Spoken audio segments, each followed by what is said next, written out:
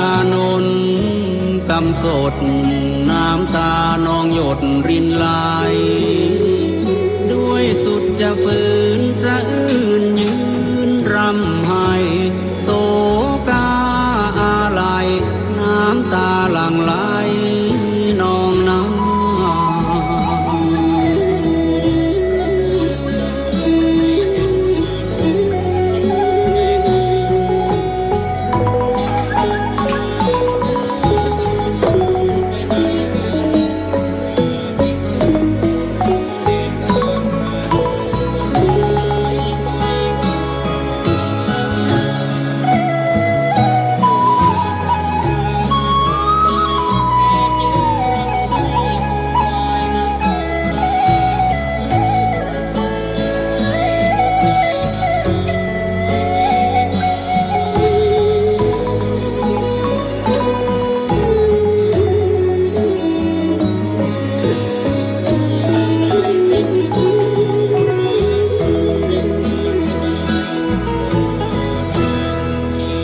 องค์พระโท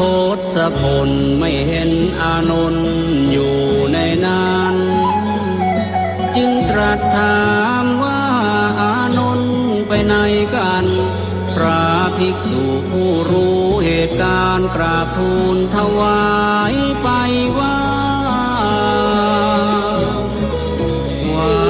ท่านพระอานนท์ไปแอบยืนรำให้ฟูมฝ่ายน้ำตาเศร้าระทมมองไม่อกใจนั้นให้เววา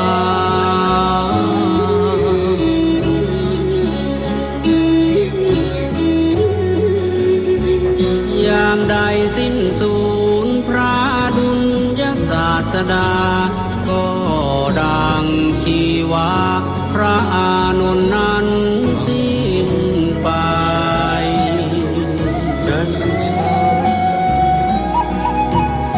ทราบความดังนั้นครั้นองค์พระทรงชัยให้ตามพระอานนท์มาใกล้แล้วย้ำทำให้ปลอบโยน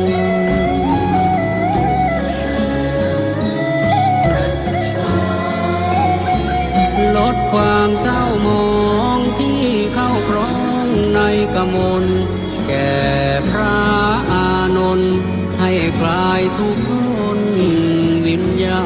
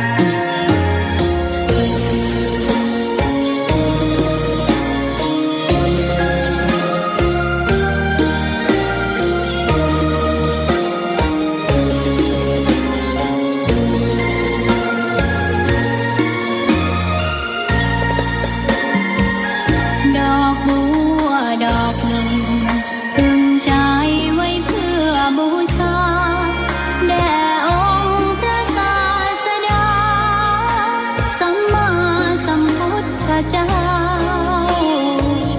มีความงามเงียบไม่เปรียบเทียบเขาเทียบเราใครมองไม่งามช่างเขาแต่เจ้าก็คือดอกบัวด้วยความสัตย์ซื่อยึดถือความดีเป็นหลักใครรักไม่รักก็ไม่จมปลักมองมัวเมื่อโผล่พ้นน้ำ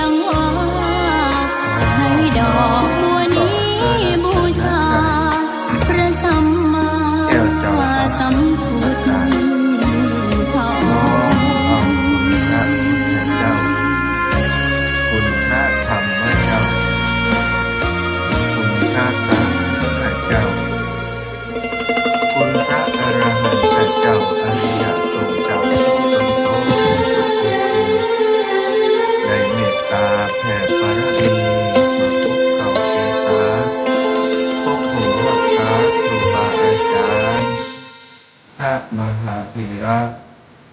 ปฏิรามภิระเปิ่นสหสังสหสมจารีครูทุกองค์พบหมู่อัตตา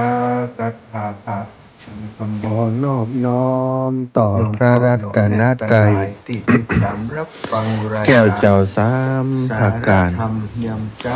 น้อมเอาคุณพระพุทธเจ้าคุณพระธรรมเจ้าคุณพระสังฆเจ้าคุณพระอรหันตเจ้าอริยสงฆ์เจ้าจุตนจุองค์ได้เมตตาแผ่ปรมีมาปกเก่าเกษาปกห่มรักษาครูบาอาจารย์พระมหาเถระพระเทรานุเถระเพื่อนสหธรรมิกสหพรหมจารีทุกรูปทุกองค์ปกห่มรักษาศรัทธาสาธุชนคนดีโยมพ่อโยมแม่ทั้งหลายที่ติดตามรับฟังรายการสารธรรมยำเจ้าเสียงธรรมแสงอรุณตั้งสถานีวิทยุในเครือข่ายสายบุญของคลื่นสีขาวเพื่อชาวประชาซึ่งออกอากาศจากวัดปากทางเจริญอำเภอดอยหล่อจังหวัดเชียงใหม่ส่งไปยังเครือข่ายสายบุญของคลื่นสีขาวครอบครัวคลื่นสีขาวสถานีในพื้นที่หลายๆสถานีในทุกเช้าตั้งแต่ตอนเจ้าตีสามเป็นต้นไปถึง 7-8 นาฬิกาศรัทธาญาติโยมก็ขอขอบคุณผู้อำนวยการสถานีท่านอาจารย์พระครูอภิวัฒนวิกรมตั้งจานได้เมตตาให้อัตมาภาพจัดรายการแตนตุลุงยองในเช้าวันนี้เช้าวันพฤหัสบดีปกติแล้วตุลุงยองจะเป็นผู้จัดรายการท่านอาจารย์ชัยวัฒนาคเสโนวันนี้ท่านอาจารย์ก็ต้องมีภาระธุระไปช่วยกิจการงานของครูบาอาจารย์พระสงฆ์องค์สังฆเจ้างานศพสถาญาติโยมบำเพ็ญกุศลเนื่องในงานศพก็ต้องไปประจำไปช่วยกิจกรรมงานครูบาอาจารย์ในฐานะเป็นกระบอกเสียงหรือว่าบ้านเฮาก็โคสกะโคศกนั่นเองสัทธาก็เมื่อได้รับแจ้งจากครูบาอาจารย์ก็ต้องมาปฏิบัติหน้าที่วันใดที่อาตมาออกอากาศอาจารย์สมชาติมาโลนี่นะได้ยินเพลงดอกบัวบูชามาแล้วนะก็ขอให้เข้าใจว่าถ้าวันใดที่ปัจจัยเป็นวันเวลาของอาตมาโดยตรงคือวันจันทร์วันจันทร์นี่วันของอาตมาที่ครูบาอาจารย์ได้มอบเวลาให้ถวายเวลามาให้อาจารย์อาตมาก็จะจัดทุกเช้าวันจันทร์แต่ถ้าเป็นวันอื่นแล้วแสดงว่ามาแตนแหมแล้วเป็นมวยแตนรับต่อยแตนทั่วราชอาณาจักร วันนี้ก็มาแตนครูบาอาจารย์อีปออีแม่ตั้งหลายเอาละมาพบปะกันเช้านี้เฮามีวาสนาเฮามีบุญแล้วศรัทธาท่านเจ้าทั้งหลายที่ได้ตื่นเช้ามายังมีประสาทสัมผัสสติสัมปชัญญะครบถ้วนบริบูรณ์ยังเคลื่อนไหวกายได้จิตใจยังเบิกบานอยู่ลมหายใจยังเตียวไปเตียวมาสะดวกอยู่ยุบแขนก็หู้จักว่าเป็นแขนยุบขาก็หู้จักว่าเป็นขาสติสัมปชัญญะบริบูรณ์อยู่บางคนบางท่านลุกขึ้นมาแล้วทำกิจกรรมอย่างกิจการต่างๆได้อยู่ก็แสดงว่าเฮาท่านเจ้าทั้งหลายยังมีชีวิตอยู่ยังมีบุญที่จะได้ทำสิ่งที่เป็นประโยชน์แก่ตนประโยชน์ท่าน ถึงพร้อมนะได้อยู่นะตื่นเช้ามาหน้าที่ของเราก็ชำระสะสางตัวเองก่อนนะโดยเฉพาะด้านจิตด้านใจต่างๆสถาญาติโยมตื่นด้านร่างกายตื่นมาล้างหน้าแปรงฟัน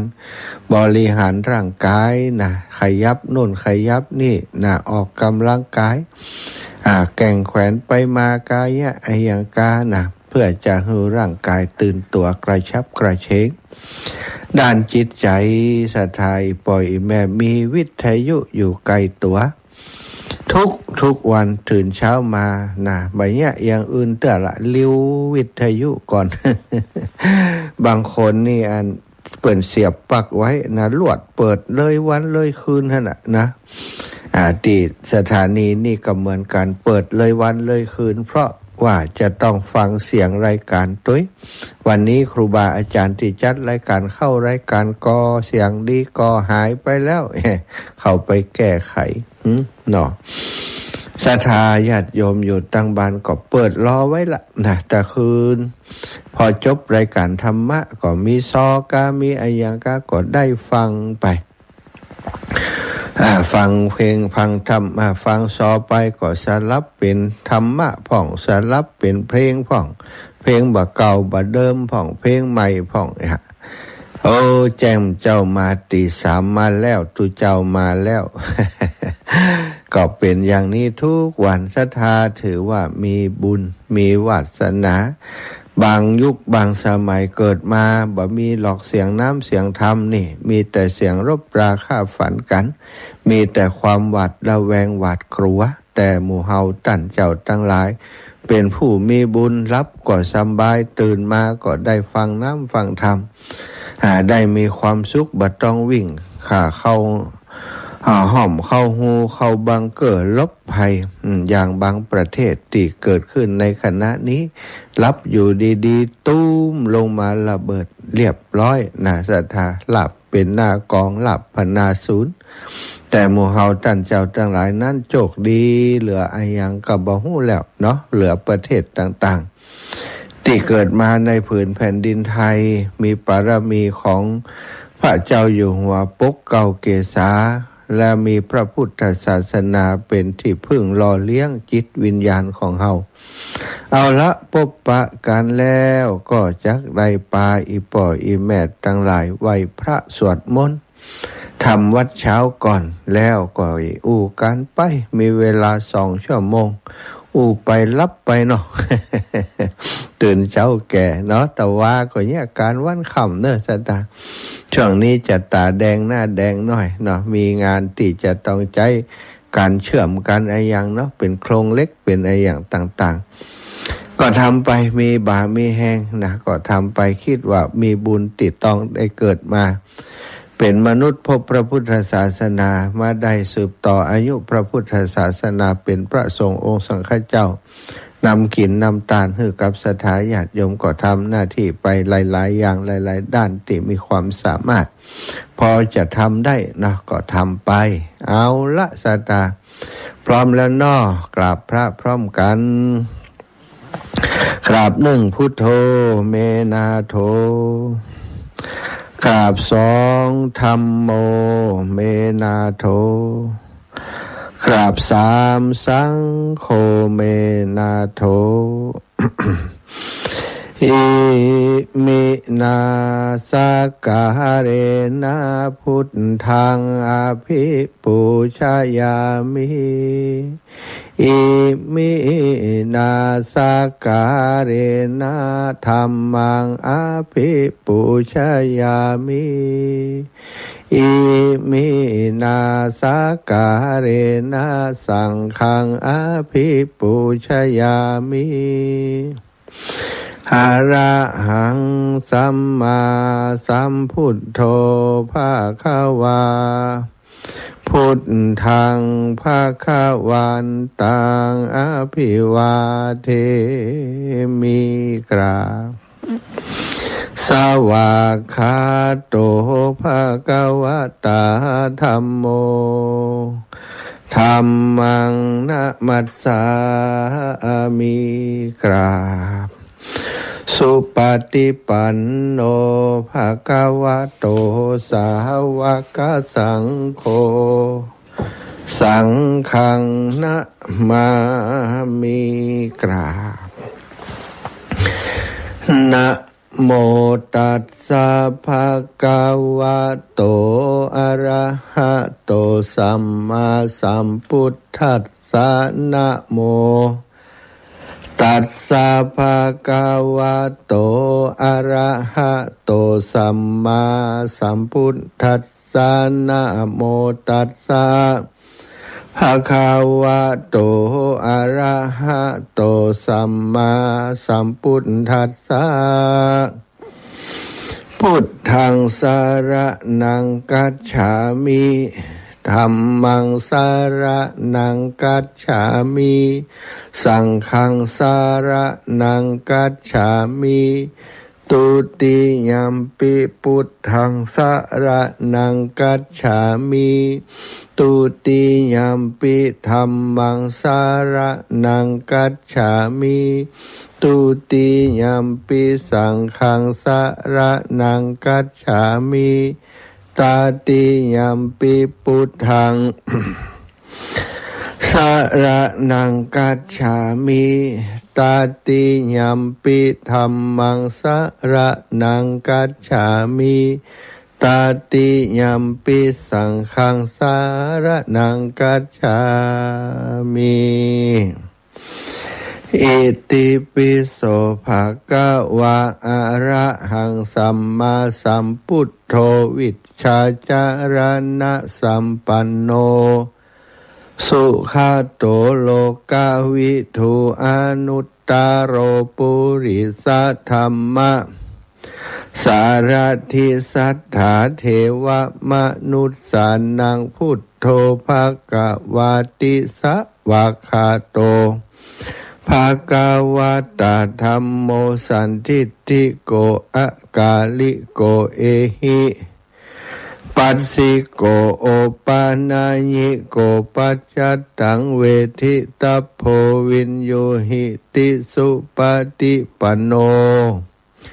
ภะคะวะโตสาวกสังโฆอุชุปฏิปันโนภะคะวะโตสาวกสังโฆยายะ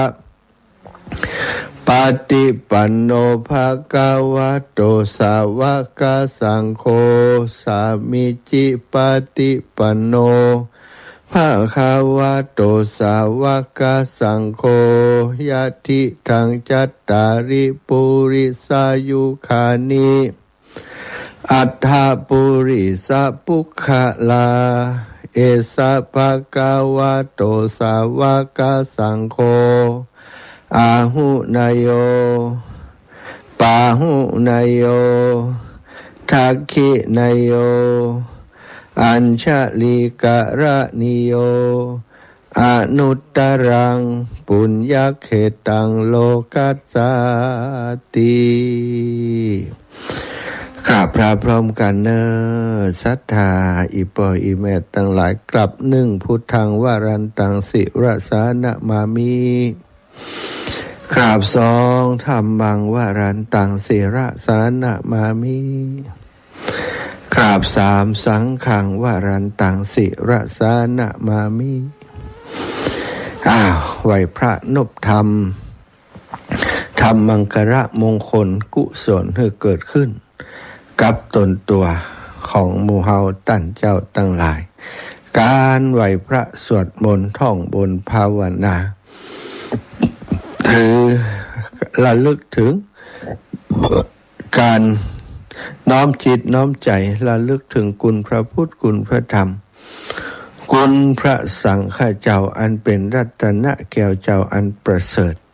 ที่พึ่งติดระลึกของหมู่เฮาทั้งหลายเป็นสิ่งที่ควรทำในทุกวันที่เฮาตื่นขึ้นมาแล้วจะไปลืมไหว้พระกราบพระแล้วนึกถึงคุณพ่อคุณแม่คุณปิตามารดาคุณครูบาอาจารย์จะได้มาปกเก่าเกษาปกห่มรักษาหมู่เฮาตั้นเจ้าทั้งหลายให้เดินอยู่บนถนนแห่งคนดีบนถนน แห่งสิ่งที่เรียกว่าเป็นถนนสายธรรมะนะทุกวันทุกเช้าจนกว่าหมู่เฮาจะได้เข้าไปสู่ลมแห่งพระนิพพานในอนาคตไปหน้ามีหน้าที่ต้องสั่งสมยังกองบุญกองกุศลต่างๆไปศรัทธาจากนี้ไปที่มีเวลาอยู่นะเวลายังอยู่เวลายังมีอยู่จะปล่อยเวลาให้มันผ่านไปโดยบ่ได้ทำสิ่งที่เป็นประโยชน์แก่ตนแก่ผู้อื่นการสร้างประโยชน์ตนประโยชน์ผู้อื่นนั้นเป็นสิ่งที่ควบคู่กันมีอยู่ด้วยกันมีอยู่พร้อมกันประโยชน์ตนจะเกิดขึ้นได้ก่อนด้วยการช่วยเหลือผู้อื่นทำประโยชน์ของผู้อื่นประโยชน์ผู้อื่นสำเร็จประโยชน์ตนก็สำเร็จนั่นคือการช่วยเหลือเจือจาน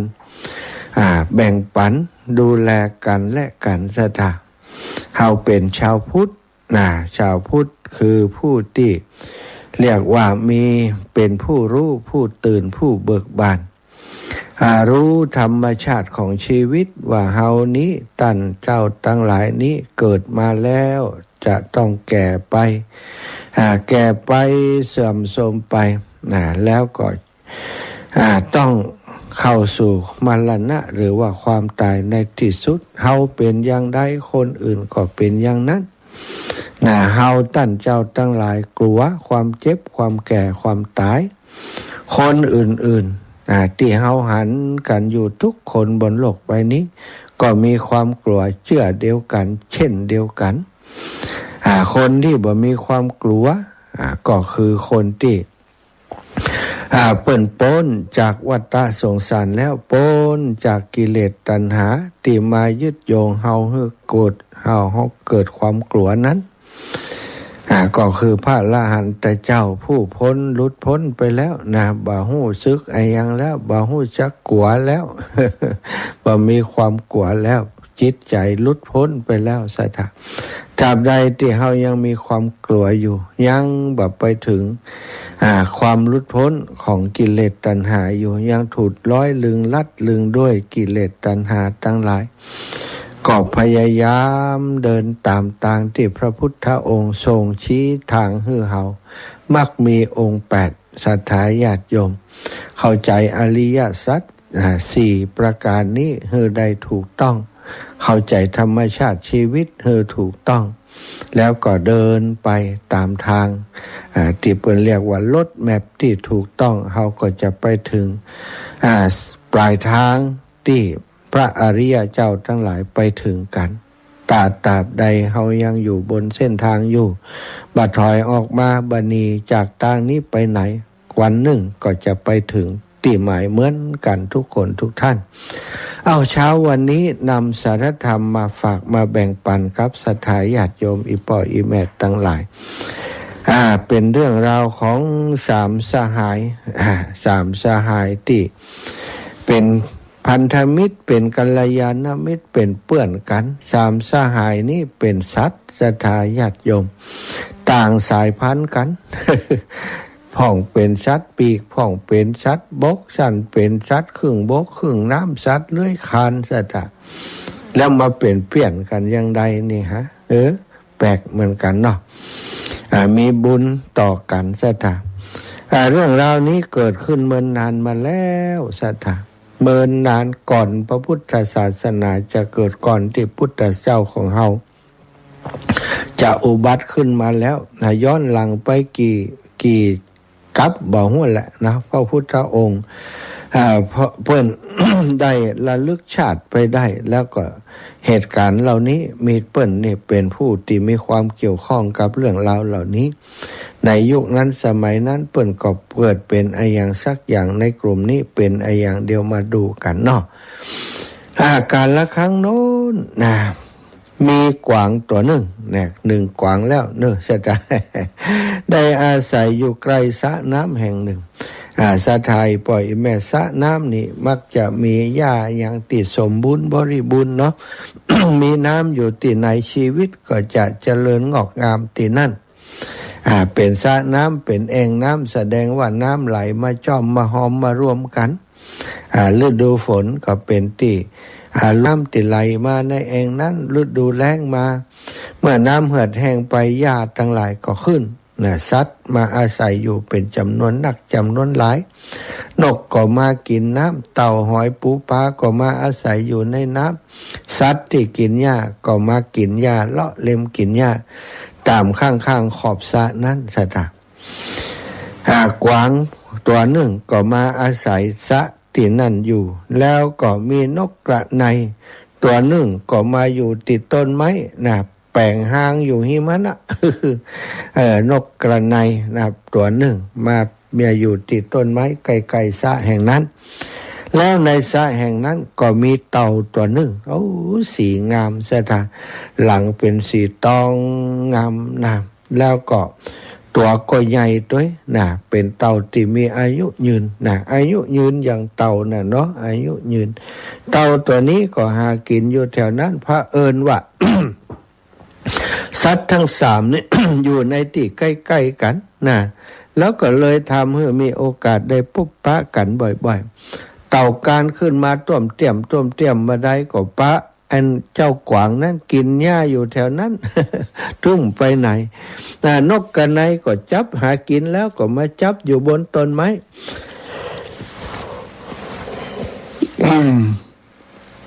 ใกล้ๆสถานที่ที่กวางและก็เต่ามักจะมาอยู่แถวนั้นเป็นประจำเลยทำให้สัตว์ทั้งสามนี้มาพบปะกันเกือบทุกวันสถานพอพบปะกันบ่อยเข้าก็สนิทชิดเชื้อคุ้นเคยกันเต่าก็ขึ้นมาได้เวลากินอาหารเรียบร้อยขึ้นมาพักผ่อนขึ้นมาก็ปะใส่กวาง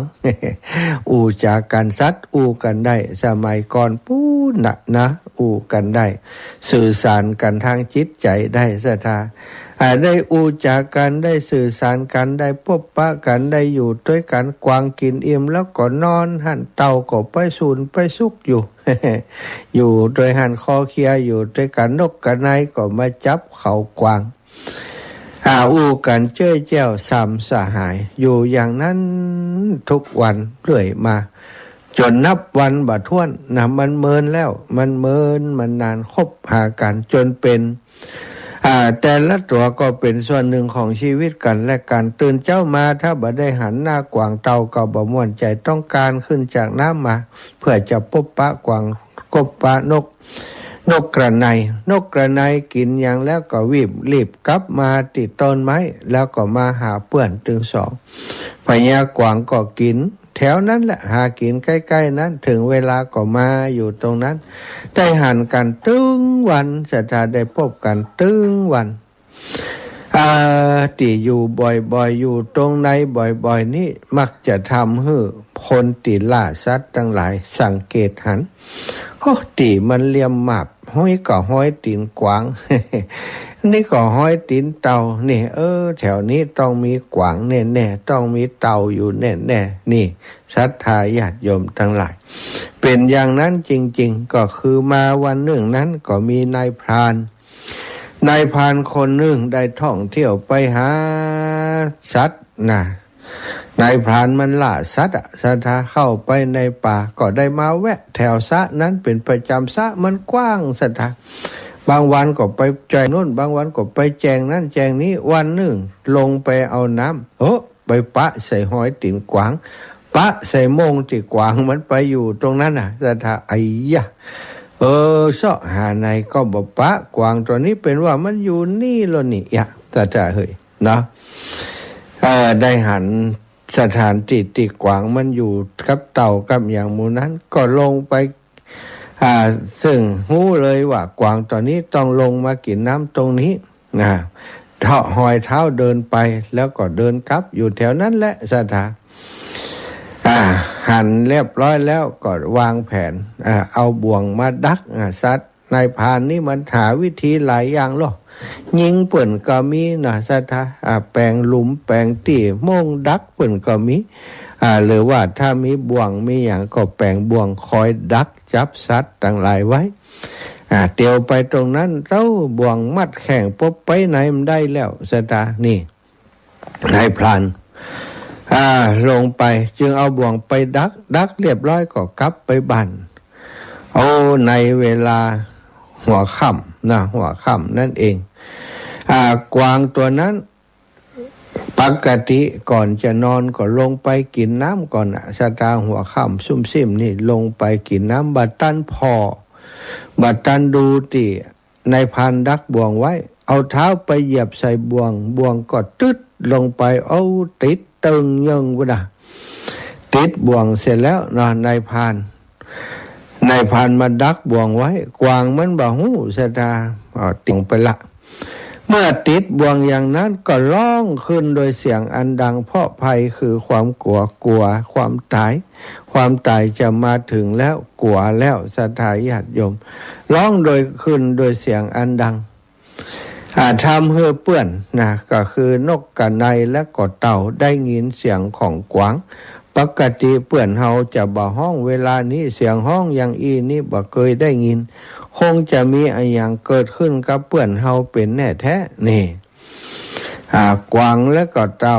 อันเต่าแล้วก็นกกระไนจึงได้เข้าไปหากวางในจุดบริเวณที่ได้ยินเสียงนั้นก็ได้หันกวางตัวนึงติดบ่วงอยู่ตายแล้วเปื้อนบัดเดี๋ยวนี้เฮาถูกนายพรานมาดักบ่วงเอาไว้เฮาบ่หันมันมืดซุ่มซิมนี่เดินมาบ่หันบัดได้ระวังตัวถูกดักบ่วงเปื้อนช่วยชีวิตเฮาจิม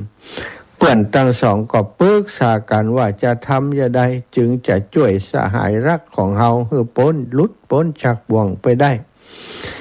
นกกระไนจึงกล่าวแนะนำว่าเอาเต่านี่ท่านเต่าปีดเต่าไอ้เต่าเนี่ยท่านนี่มีฟันอันแข็งแรงใหญ่ฟันเต่าเนาะสัตว์อันแข็งแรงมีฟันอันใหญ่ท่านสามารถจะกัดบ่วงนี้คือขาดได้แต่ว่าต้องก้อยกัดนะเพราะบ่วงนี้มันปัดโตเส้นเจียกมันหลายเส้นหลายสายท่านกัดไปเรื่อยๆมันก็จะขาดเฮาก่อนที่มันจะขาดคงจะใช้เวลาเมินนานอยู่เฮาจะได้ทำอุบายบ่ให้นายพรานมาถึงเร็วเกินไปถ้ามันมามาถึงเร็วกัดบ่แล้วนี่ดีบ่ดีตายถึงเปิ่นถึงตัวเอาอย่างอีท่านกัดไปเฮาจะไปอยู่ที่บ้านของนายพรานพอมันจะออกมาเฮาจะไล่ซับมันศรัทธาสหายถ้าทำอย่างอีแล้วเปื่อนของเฮาก็จะได้รอดชีวิตไปได้แล้วก็กล่าวต่อไปอีกว่าดูก่อนเต่าเฮาขอให้ท่านกัดบ่วงอันมีเกี่ยวอันแข็งนี้ด้วยฟันของท่านส่วนเฮาจักไปทำอุบายให้นายพรานบ่มาถึงเร็วเนอะศรัทธาก็บินไปที่บ้านนายพรานนกกระไนตัวนี้ก็หูแต่เนาะหูนายพรานอยู่ไหนหูนี่ บินไปถึงบ้านนายพรานในเวลาใกล้จะแจ้งลุ่งสางสว่างแจ้งลุ่งนายพรานปกติต้องตื่นแต่เจ้าเนาะไปดักบ่วงใส่บ่วงแล้วนะมานอนพอสะดุ้งตื่นมาใจมันถึงหานึกถึงบ่วงได้ ใจมันถึงนึกถึงบ่วงนะว่าคิดว่าบัดเดี๋ยวนี้กวางหรือว่าสัตว์ที่มันมีรอยเท้านี่ที่เฮาไปดักบ่วงคงจะติดแล้วล่ะเกิดนะสมัยยามน้อยสถาญาติโยมมันนึกถึงตัวเก่าคงจะเหมือนกันนะยามน้อยนี่ไปใส่เบ็ดเนาะไปใส่เบ็ดเรียบร้อยนะบันแรงไปใส่เบ็ดปักเบ็ดไว้ตอนกลางคืนก็ไปย่ำไปใจนะได้ป่าส่วนหนึ่งเอากลับมาขังมานี่ไว้นะเปลี่ยนเหยื่อแล้วก็ปักตีใหม่พอปักตีใหม่นี่ตู้ดูมันจะมีป่านี่แต่ว่าเอาก็กลับไปแล้วไปนอนอยู่บ้านแล้วก็สะดุ้งตื่นตอนเช้าใจมันตึงติด ใจมันตึงพุ่นนะไปใจเบ็ดพุ่นนะอยู่นึกถึงจุดติดใจเบ็ดคงจะติดปลาตัวใหญ่ล่ะไปย่ำไปใจเบ็ดสัก30 กันนี่ตึงติดอย่างน้อยก็5-6 กันพุ่นละนี่ศรัทธาแจ้งเจ้ามาก็ได้แล้วมันถึงทำให้เขาตื่นเจ้าเนาะ ถ้าทำอย่างอันนี้แจมเจ้ามาก็ฝังไปแล้ว มันต้องมีไฟห้องละนะไปพอได้มาก็ดีใจเอามาอวดป่ออวดแม่เอามาขังเอามานี่ไว้ทำกับข้าวกับป่ากินกันนายพรานนี่คงเหมือนกันนะสะดุ้งตื่นเจ้ามาใจมันตึงติดบ่วงบุญละเนาะติดว่าแมงที่ลงกินน้ำมันคงจะติดแล้วลุกมาก็จะไปแล้วนะเกี่ยมหอกเกี่ยมอุปกรณ์อย่างจะลงจากบ้านไปสะดาเมื่อนายพรานออกจากบ้านไปจะไปสู่ป่านั้นนกกระนายตัวนั้นพอรู้ว่าบ้านของนายพรานมีการเคลื่อนไหวนายพรานจะออกไปจากบ้านแล้วนะประตูบ้านพอนายพรานมาถึงหน้าประตูบ้าน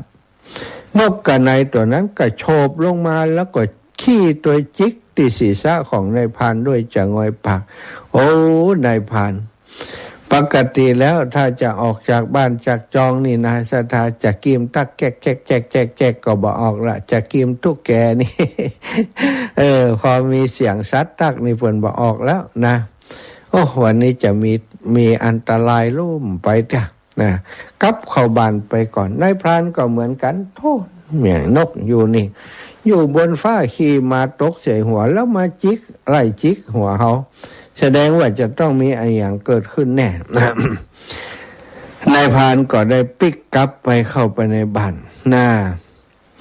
วันนี้เลิกบดีเลิกบ่งามยามบดีแล้วนอนนกกาลกินีจิกศีรษะของเฮาเสร็จแล้วเฮายังไปบ่ได้เต้อกลับเข้าไปนอนแห่งใหม่นอนปีนไปปีนมามันอย่างใด นอนปีนไปปีนมาเอาไปมาก็ลุกขึ้นมาถือหอกถือนี้ไว้ก็เดินบ่ออกทางหน้าบ้านแล้วจะออกทางประตูหลังบ้านออกไปทางหน้าบ้านกว่านกหาตังนั้นจะมาขี้ใส่หัวแหมนกตัวนั้นมันก็หูเหียนี่ซะท่ามันก็ไปดักอยู่ทางหลังบ้านแหมไปค่อยจิกหัวไปขี้ใส่จิกหัวนายพรานแหมนายทานก็คิดว่านกกาลกินีตัวนี้บ่ให้เฮาออกจากบ้านเป็นมั่นคงคิดแล้วก็กลับเข้าไปนอนอีกจนกระทั่งมันสว่างสางแจ้งตื่นขึ้นมาก็ถือหอกออกจากบ้านไปเตรียมตัวถ้านกนั้นมาแหมเฮาหันมันแล้วเฮาจะบุบมันคำอีหรอกนะแต่นกเนาะมันก็หู้เหียนี่นะมันแจ้งสว่างแล้วนายพรานจะหันแต่ไกลก็เลยบอกไปจิกหัวแล้วคิดแล้วก็จึงตื่นขึ้นก็ถือหอกออกจากบ้านไปนกกระนายตัวนั้นหันนายพรานออกจากบ้านไปก็จึงรีบบินไปบอกเต่าว่าตอนนี้นายพรานกำลังมาแล้วเน้อเพี้ยนเต่าตอนนั้นคณะที่ไปถึงนั้นเกลียวบ่วงติดเต่ายังกัดบ่ขาดยังเหลืออีกเกลียวเดียวตะอันส่วนฟันของเต่าตอนนี้ก็มีอาการเต่ามันเจ็บเนาะมันกัดทั้งคืนสะทาปากนี่บวมบดเลือดไหลออกจากปากจากเขี้ยวมันครับว่ามันจะลุดล่วงออกมาด้วยพยายามกัดของแข็งเกินประมาณ10,000ล้ำไปทั้งปากก็เต็มไปด้วยเลือดเมื่อเต่าหันนายพรานถือหอกวิ่งมาจึงได้กัดเกลียวบ่วงนั้นที่ยังเหลืออยู่อันสุดท้ายขาดออกไปได้ทันทีกวางก็วิ่งหนีเข้าป่าไปนกกระนายนั้นก็บินหนีไปแต่เต่านั้นหมดกำลังที่จะวิ่งหนีไปได้มันจะวิ่งได้อย่างไรมันต้วมเตรียมสตาญาติโยมโดยหมอบพุบอยู่ในที่นั้นฮุบหัวเข้ากระดองไปโอ้นายพรานมาหันอย่างอันก็บอกไอ้หาเอ้ยไอ้เต่า ไอ้เต่านี่มันเล่นงานเฮาเสียแล้วนะมาปล่อยกวางไปได้ยับเต่าเสียเลยบ่ได้กวางก็เอาเต่าเนี่ยบ่เอ้ยเนาะก็จับเต่าใส่กับใส่กระทอกัดนี่ไว้นะเอาใส่ในถุงถุงปุ๋ยบ้านเฮาเนาะใส่ในถุงปุ๋ยใส่คอไว้เอาแขวนไว้กับต่อไม้ ส่วนกวางนะเมื่อหลอดแล้วก็ได้บินไปก็ได้วิ่งหนีไปแล้วก็กลับมาพอว่าโอ้เปื่อนเต่าเขาเป็นอย่างใดไปแล้วนะก็มาแอบดูก็หันนายพรานนั้นจับเต่าใส่กระทอแขวนไว้ติดต่อไม้จึงคิดว่าเขาจะช่วยชีวิตสหายของเขาได้อย่างใดแต่อย่างใดก็ตามเขาจะต้องช่วยชีวิตของสหายเขาให้ได้จึงทำเหมือนกับว่าอ่อนเพลียวิ่งไปไหนบ่ได้ทำให้นายพรานได้มองหันโอ้นายพรานก็บอกว่าโอ้กวางตัวนี้มันเจ็บแล้วนี่มันไปไหนบ่ไก่แล้วนี่นั่นอยู่หันโลอ่ะนายพรานหันอย่างอันก็ถือหอกย่องไปกวางมันเขาหู้แล้วเนี่ยมันวางแผนไว้แล้วนี่พอนายพรานเข้ามาใกล้พอจะจวนตัวจะทันก็ทำให้วิ่งไปแหมนะนายพรานก็ต้องวิ่งตามนะวิ่งตามไปไก่เข้าสุดท้ายมาเสาะหาห้อยตีนกวางตั้งใดก็มีมันไปตั้งใดนะกวางนี่มันฉลาดซะนะวิ่งไปแล้วมันก็โจรขึ้นนะก็ปิกวกมาตั้งเก่าอ่ะนายพรานบ่ฮู้อ่ะมันหายไปตั้งใดนี่อีหรอวิ่งแต่ว่ากวางนั้นเมื่อกระโจนขึ้นแล้วก็วกมาตั้งเก่าก็วิ่งกลับมาซะทางวิ่งกลับมาจนถึงต่อไม้โดยกำลังตีวิ่งเร็วดุดลมได้เอาเข่าของตัวเองนั้นกระทุ่งกระทอติดไปแขวนไว้ต่อไม้ตกลงดินนะเมื่อตกลงมาดินแล้วก็ตีนเหยียบกระทอนั้นหืดแตกสตามันลุมันนี้นะตีปิดเต่าไว้นั้นเต่าก็ได้การออกมาได้โอ้ขอบคุณสหายรักท่านบ่ได้ทิ้งเฮาท่านก็ได้ช่วยชีวิตเฮาคืนแล้วเต่าก็บอกว่าหมู่เฮาลบกันก่อนเนอะบัดตอนนี้บ่ต้องพบปะกันเถอะเต่าก็การลงน้ำนะเต่าก็การลงน้ำไปนกกระไนก็บินขึ้นไปหนีออกจากยอดไม้ไปกวางก็กล่าวแก่สหายทั้งสองว่าเฮารอดชีวิตเพราะอาศัยท่านทั้งสองได้ช่วยชีวิตเฮาได้ช่วยเหลือเฮาผู้เป็นสหายแต่เฮาทั้งหลายถ้าขืนอยู่ที่นี่ช้านานไปนายพรานมันจะกลับมาแหมท่านทั้งสองจุงป้ากันหนีไปอยู่ที่อื่นก่อนเถิดถ้ามีวาสนาคงจะได้มาปะกันถ้ามีวาสนาเอาละถือว่าเฮาได้มีบุญต่อกันเพียงเท่านี้แยกย้ายกันไปก่อนเนอะไอ้ล่ะสหายทั้งสองกระทำตามคำตีกวางได้บอกไปเต่าได้ลงไปอยู่ในถ้ำตามเดิมกวางก็วิ่งเข้าไปป่าไปนกกระไนก็พาลูกแล้วกับภรรยามันมีแฟนก็ล้นี่นกกระไนนี่อยู่ด้วยกันบินไปอยู่เสียที่ไกลเมื่อนายพรานกลับมาบาหันสัตว์ทั้งสามสักตัวหนึ่งก็เกิดคัดใจถือกระท้อเปล่ากลับไปโดยอาการขุ่นเคืองนี่ชาติสุดท้ายนายพรานนั้นได้เกิดมาเป็นพระเอกรูปหล่อชื่อว่าเทวทัต ตัวโกง นกกระไนได้เกิดมาเป็นพระสารีบุตรเถระเจ้า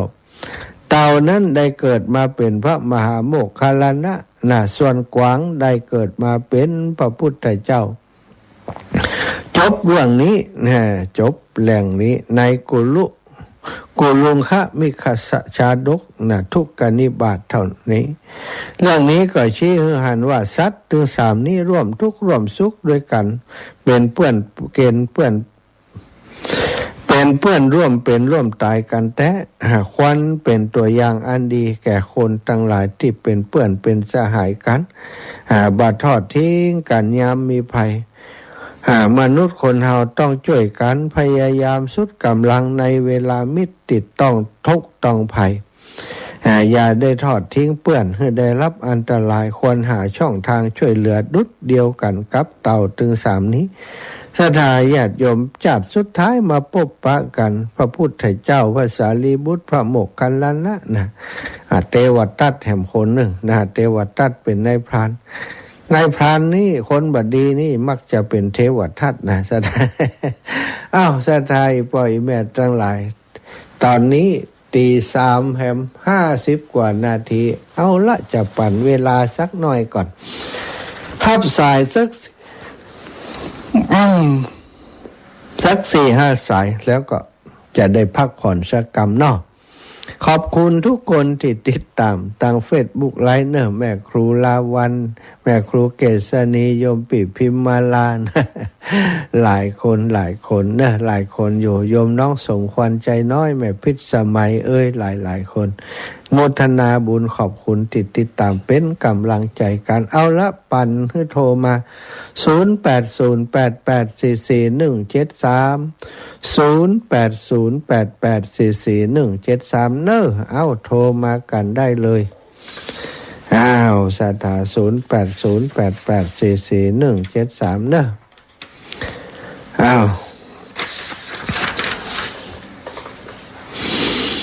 0808844173นะสาธาญาติโยมที่ฟังรายการอยู่นะได้ยินเสียงนี่แล้วได้ยินคำอนุญาตแล้วจะโทรมามาจากันก็เจริญพรมาได้เลยเนอะแม่ฟองจันทร์แก้วมุกฟังอยู่เหมือนกันเจริญพรเนอะแม่ฟองจันทร์0808844173เนอะศรัทธาญาติโยมโทรมามาจามาสนทนากันได้เสียงเป็นอย่างใดพ้องเสียงดังฟังชัดดีหรือไม่นะแม่อินแม่สาบเสมิงปกติจะโทรก่อนเป็นคนแรก ช่วงนี้บ่ค่อยสบายเนอะอีแม่เนาะก็คงจะนอนติดบ้านติดเตียงอยู่ไปไหนบ่ได้ฟังวิทยุใดแต่ว่าคงบ่มีแฮงที่จะโทรมามาจาเหมือนแต่ก่อนแต่เดิมเนาะ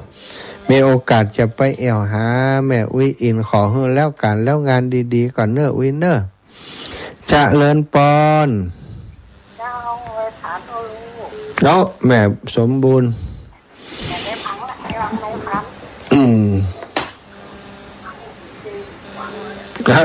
อีกเก่งอีกกว่างกะสาธุนะบุญรักษาบุญรักษาอีแม่เนอศรัทธาญาติโยม9102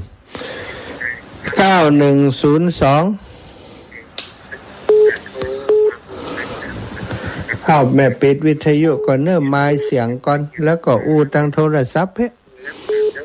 ไม้เสียงวิทยุจ้าบุญรักษาสบายดีกะจากตั้งใดที่ไหนไม่ได้ขยาเจ้านิตยาบ้านหนอง5นี่กะเจ้าตัวแม่ยืนตั้งตี2กึ่งแล้วรอฟังลุงยอมจุลุงยอมม่วนดีเนาะม่วนดีม่วนดีนอนฟังอยู่ยิ้มไปตุ้ยล่ะเจ้านอนยิ้มไปตุ้ยแต่ว่าได้ใส่บาตรอยู่เนาะวันพระแต่ว่าเนาะเจ้าบุญรักษาแม่นิตยาเนอะวันนี้ไปวันนี้จะไปบ้านน้ำโจประจำเนอะเจ้าสาธุจ้าไฟนี่ตุ๊ดหายไปละ057464อยู่ในสายอยู่ก็สายลุดไปกะใจก็ลุดกำลุดแต่แม่บัวลอยสายเขียวสายลุดไปอันนี้มันใจเหรอแม่คำนวณดินดำ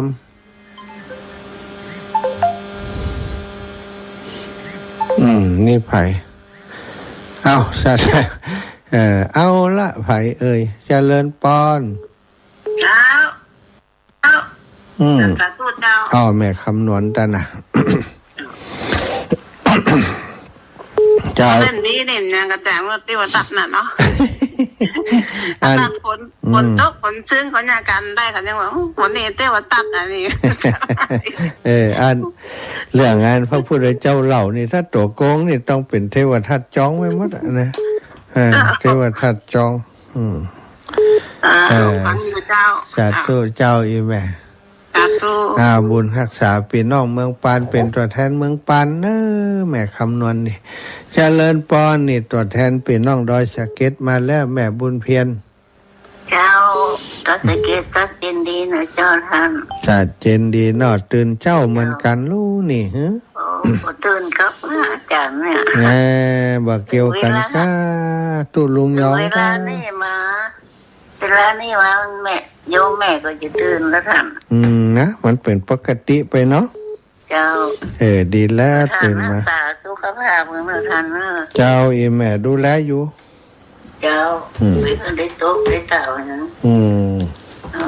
เจ้า ไม่ตาเจ้า เจ้าสัตว์ตู้เจ้าโยมแม่ เจ้า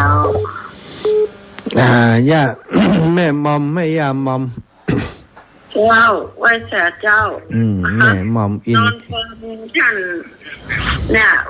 เรื่องอันเนี้ยกะม่วนนี่หรอ นะแมงอย่างห้องตะกี้จำได้กี่แมง แมงอย่าง กวาง กับหยัง เต่าจะ นกอย่างนกอย่าง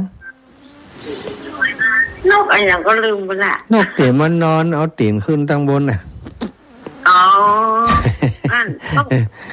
นก นกกันไนก็จื่อมันน่ะฮะ เจ้า เป็นว่านกกาลากินีเขาไม่ค่อยกินมันนกนี่ สาธุมันกว่าฟ้าตกใส่หัวมันอยาก เจริญปอนขอบคุณอีแม่เด้อ เจ้า บุญหักษาบุญหักษาเจริญปอน8574อีแม่เอาโทรศัพท์อันปิดเบาวิทยุก่อนโทรศัพท์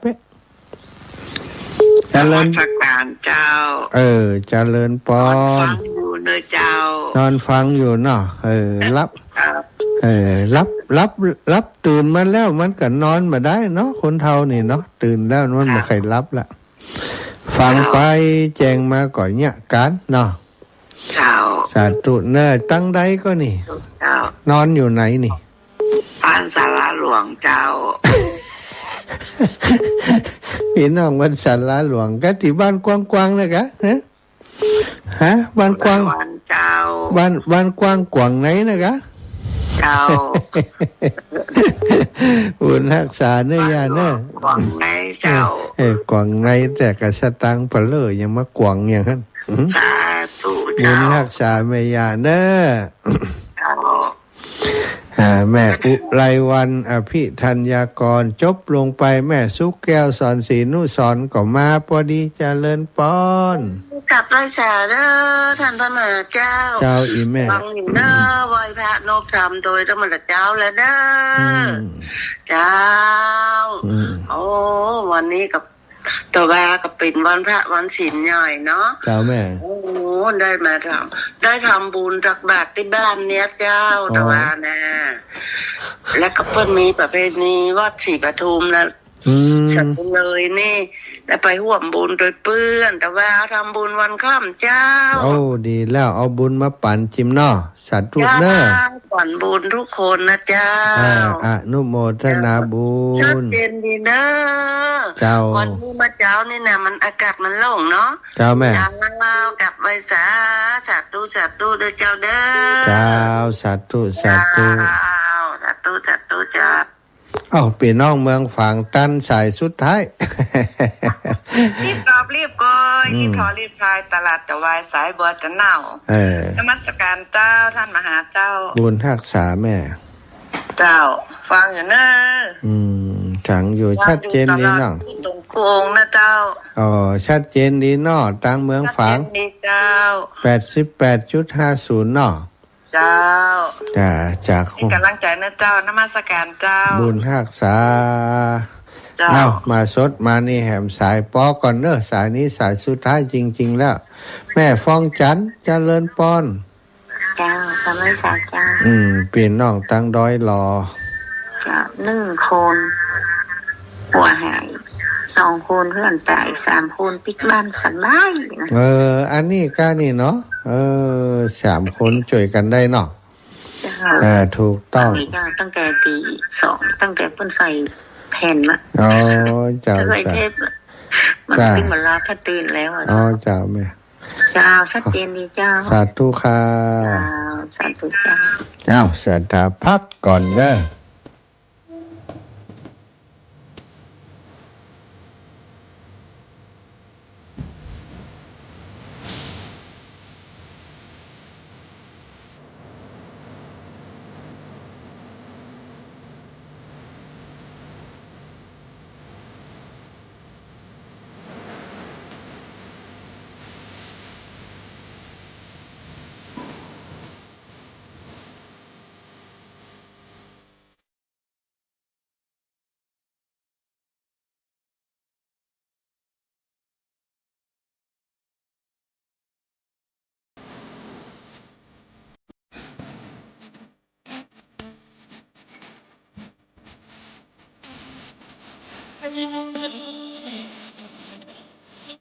ไอ้คุณ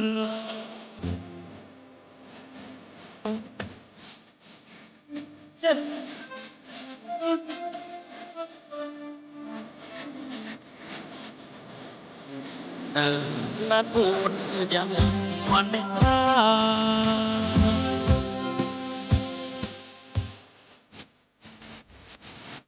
ทักเสียง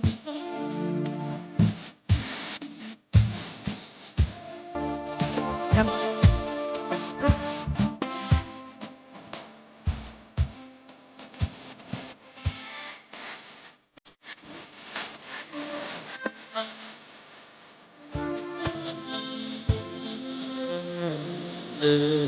มาใจเนื้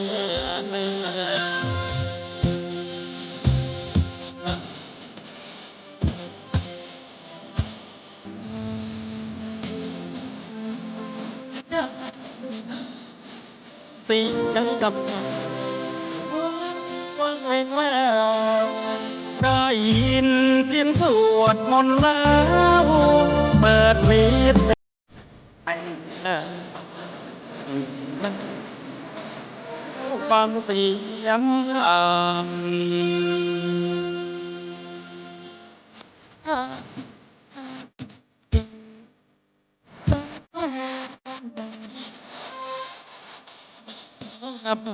จากฟ้า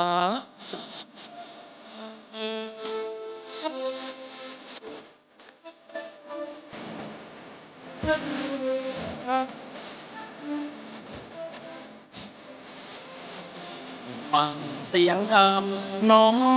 มนำใจ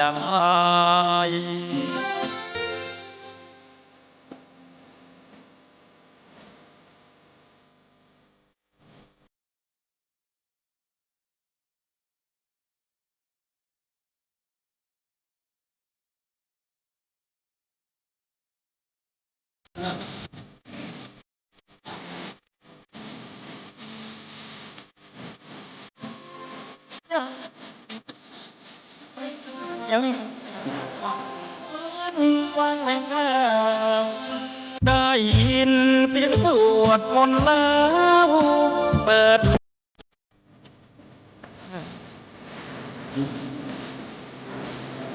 ฟังเสียง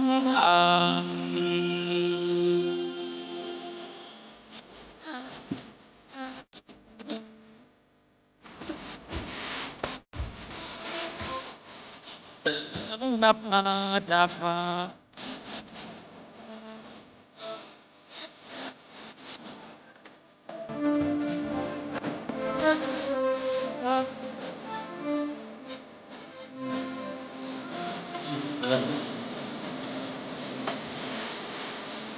จากฟ้า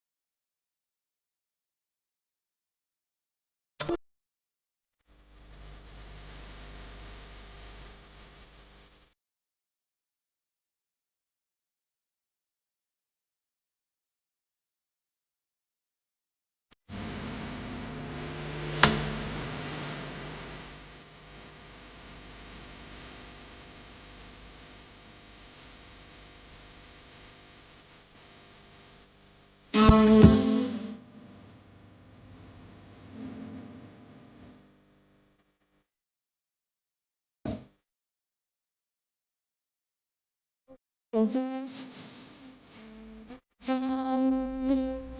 lòng thó băng ta phá thành em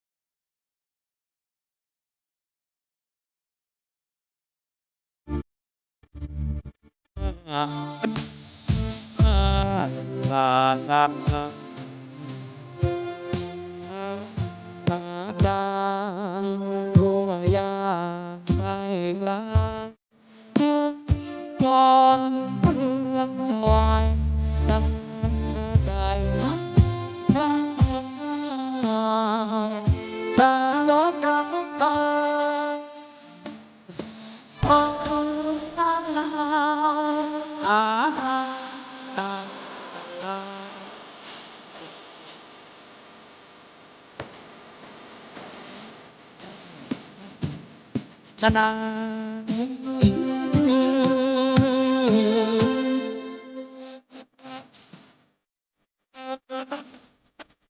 ไปปะ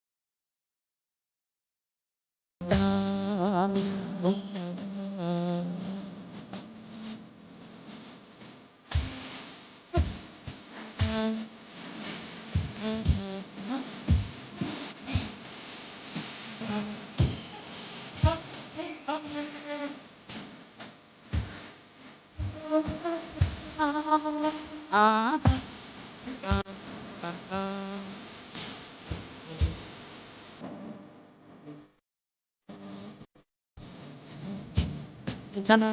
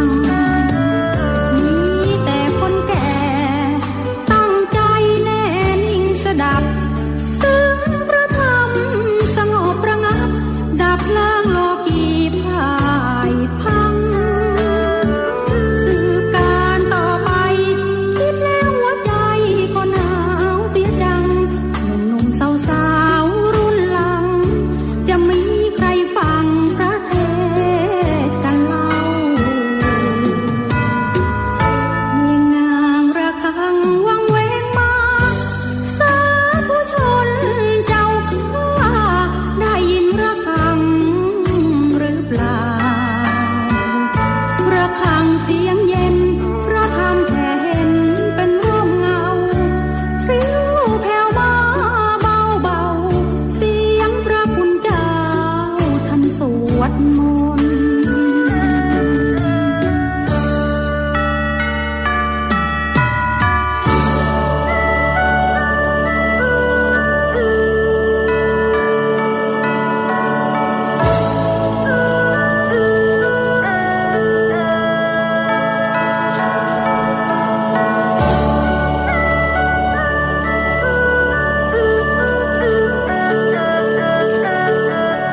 เยงางระฆังวังเวงมา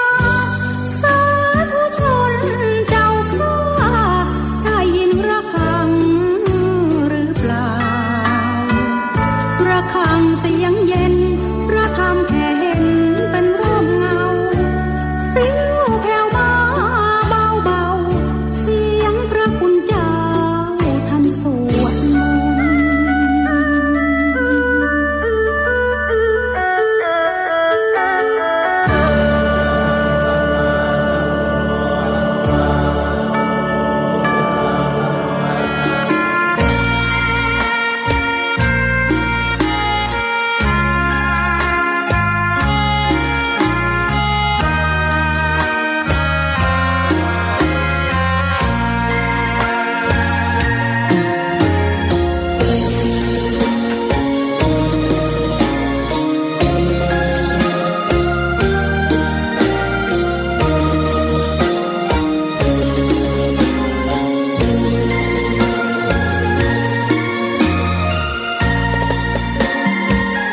ดอกบัวดอกหนึ่งพึงใจไว้เพื่อบูชาแด่องค์พระศาสดาสัมมาสัมพุทธเจ้า มีความงามเงียบไม่เปรียบเทียบเขาเทียบเราใครมองไม่งามช่างเขาแต่เจ้าก็คือดอกบัวด้วยความสัตย์ซื่อยึดถือความดีเป็นหลัก ใครรักไม่รักก็ไม่จมปลักมองมัวเมื่อโผล่พ้นน้ำก็เห็นความ